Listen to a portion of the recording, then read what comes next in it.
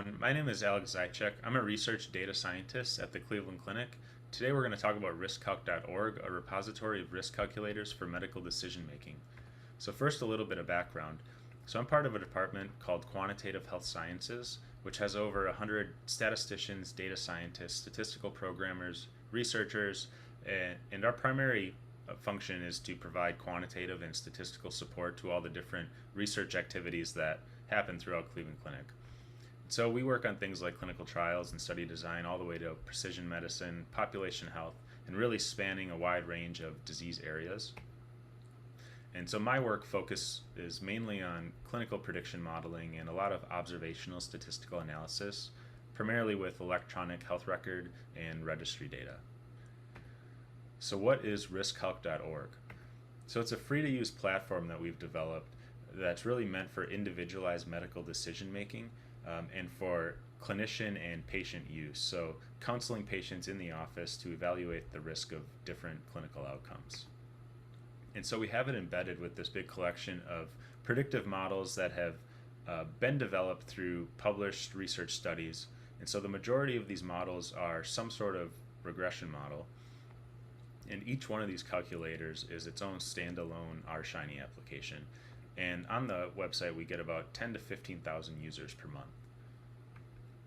So how does this all work in the back end? So we develop our applications locally using R and Shiny, and we find one way or another to get the model into the app, whether that's storing it as a R data object or hard coding the model straight into the code of the app. And then we push it to GitHub, and this is mostly for transparency, to expose kind of how the app's working in the back end. But then we load our code up into a open source Shiny server that sits on AWS, and this is what you're actually interacting with when you're on riskcalc.org.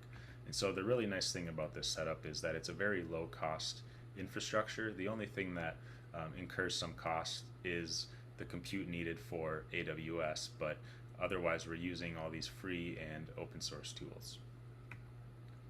So some of the recent developments that we've been working on, we've put all of the source code for our apps publicly available on our department's GitHub page, and we've also added source links to the different applications themselves to take you to the source code. So if we go to one here, we can see on the bottom a source code link. We can open that up. It's going to take you to the spot on GitHub where that code lives, and you can kind of inspect and see how the app's functioning. We've been working on updating our homepage of riskcalc.org to make it the user interface a little cleaner and easier to navigate, a little more user friendly. So we have all these icons for different disease areas, and you click one and it's going to take you down to the collection of risk calculators relevant to that disease category. And then finally, we've been working on an R package that's really meant to help accelerate building some of these risk calculators in our standard risk calc format. And so this is sitting on our department's GitHub page as well. But the main function here is this risk calculator function, where when we call it, it's going to create a directory containing your application files, and it's going to pre-configure all of these boilerplate pieces that we typically put in our risk calculators, and then you can start there and add the stuff specific to your model. Or if you have a model object built, in this case a Cox proportional hazards model, you can send that model to the risk calculator function along with a bunch of different formatting options, and you're going to similarly get a directory with all your application files but pre-populated with that model's specifications, and you'll have something like this. So it'll be a functioning risk calculator that's really working like the standard apps work on riskcalc.org, and you can do any further tweaks from there. So some of the places that we're thinking of going with it are first with our current backend and our current setup using open source Shiny server on AWS. What are some of the things that we could do? So we're thinking of how can we more formally integrate GitHub into our workflow. Currently, we put the code on GitHub again for transparency purposes, but the code isn't really connected to the actual live website. And so, how can we use things like CI/CD to actually have the app source code live on GitHub? Uh, how can we better maintain and manage the different packages and versions of those packages and R itself on our server? We often run into issues where somebody's developing an application with more recent package versions or R versions, and we've actually had to go and retrofit apps back to what's going to work on the Shiny server to try not to break everything on there. And then a more standardized, cohesive format for how we represent the models in the backend for RiskCalc.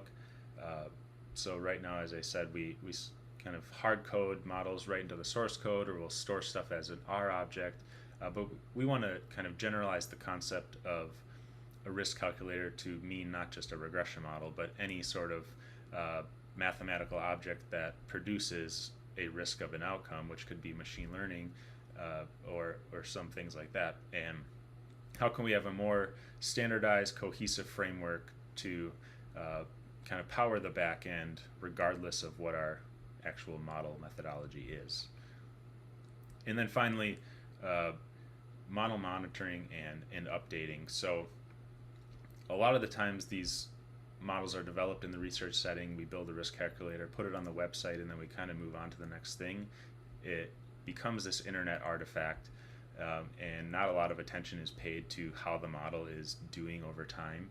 And so how can we start to think of monitoring these models going forward, keeping them up to date, and seeing how they do over time, not just at the point in time where they were developed. And then thinking more broadly about future states with this risk calculator platform, can we make it more of a one-stop shop for clinical risk prediction?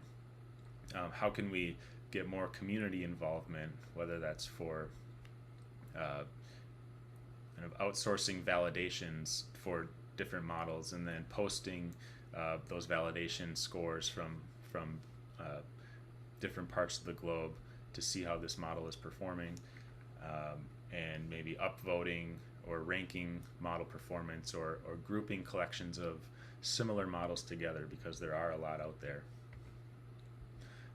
API development, so can we make some of these models programmatically accessible to different organizations to be able to take our model output and use in your own applications? And then thinking more broadly as like a research ecosystem around this risk calculator framework. How can we, like I said, there's lots of different models and risk calculators out there that do a lot of similar things, and so how can we think of methodological ways to, say, pool information from different models to create the best estimate of risk for a given outcome, and being more integrated with the clinical day-to-day operational side of delivering care and using these models in clinical practice. So finally, I just want to give a few acknowledgments to some of the co-developers over the years. So Alex, Kathy, Blaine, Daniel, and then there's been many others along the way who have built individual applications, or PIs who have whose these models were outputs of their projects. And then last but not least, Mike Catan, who unfortunately passed away last year. He was our department chair for the last 20 years, and he was a world-renowned expert in clinical risk prediction and medical decision-making. And so riskcalc.org was really his idea, and he was the creator of the whole thing, and he really wanted to make all of the models and things he's built over the years easily and accessibly available to clinicians and patients around the globe, kind of free to use. So thank you very much. I've added a link to the slides here, and we can take any questions.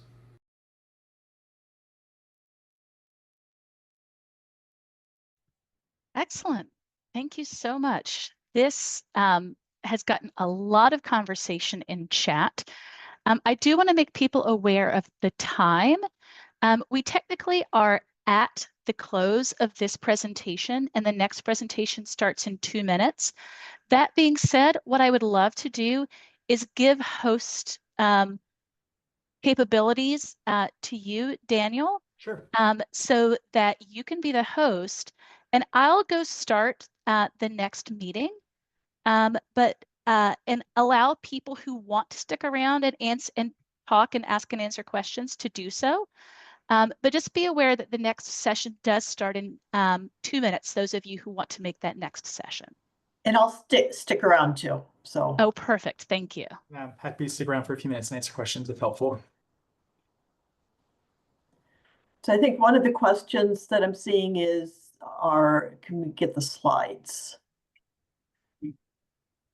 Joy, are you able to pass the slides that were presented to the participants? Are they able to be made available? I don't have the slides, so whoever created those slides, if you have the link to wherever those slides were created, I'm presuming it's probably a Quarto slide deck or a Google slide deck. I'm going to drop an email in here and you can contact Alex. I'm sure he'd be happy to share them. Oh, the last one had a link. Okay, well, if not, that's Alex. I just checked email and I'm sure you'd be happy to share the slides if you need them.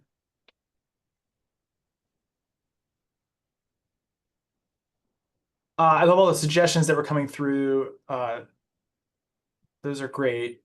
And it's giving us lots of food for thought as we are continuously revising this. So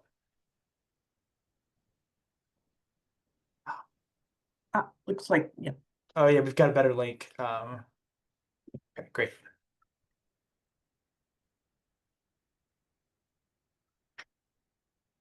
Yeah, you've definitely upped the web page from what it looked like previously. So Good. I'm glad. I'm glad it's seen as an improvement. Yeah, I think we've got a lot of stuff. We're just getting started. I think it's hopefully the next couple months we'll be rolling out a lot of other improvements too. So appreciate the feedback. yeah, we've got a much smaller version of this with Mayo Clinic with risk scores, and just because a lot of publications now are requiring some kind of a website. So yes, that's been part of the challenge is you want things true to the publication and to reproduce what you had in the publication, but then think the world's changing, and then how do you handle that? And right. Yeah, I mean, we're trying to think through, how to make sure we keep things updated, keep, the latest versions of these models up and going, and honestly, how to expand to more sophisticated models as well that are not necessarily, regression based, things that are neural network based and other approaches. So yeah, we've done GBM and yeah, other types of things. yeah, sure, yeah. So we're trying to basically, build out some of those capabilities too. So yeah, and figure out how to make them accessible in ways where you may not have to necessarily enter every value manually, so I don't know if you all have worked on that as well. No, but I'm thinking that it might be good at some point for those of us kind of working at, in this space to get together, just to have a separate meeting, chat about some of the challenges. And yes, yeah, that would be great. And we're actively working on, defining like a rigorous framework for how to vet the models, make sure that models meet certain criteria. And so yeah, it would be great to connect on those things and just share ideas and, make sure we're all doing everything as rigorously as we can. So yep, I definitely agree. I mean, we kind of started off with just we have to have some place to put these things for publications. Yeah, right. Yeah, that was kind of how we started to. Now we're starting to think about, how can we tighten this up, make this really robust. So yep. Okay, well that sounds great. Yeah, happy to connect. Yeah, feel free to reach out. Find a time to connect. Great. Okay, sounds good. All right, thanks. Have a great time. Yep.